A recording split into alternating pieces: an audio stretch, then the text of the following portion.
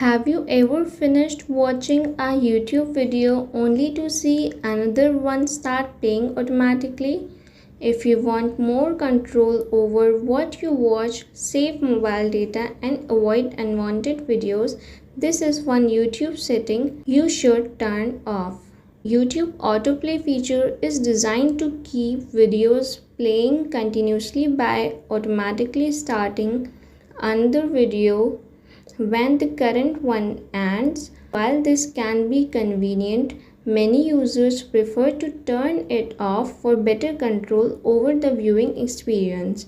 In this video, I will show you how to do it. So first, open the YouTube app and play any video.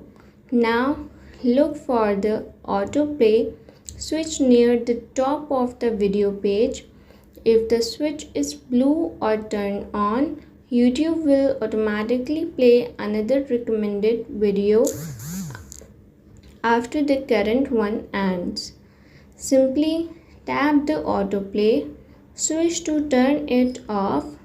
YouTube will stop automatically playing the next video when the current one finishes.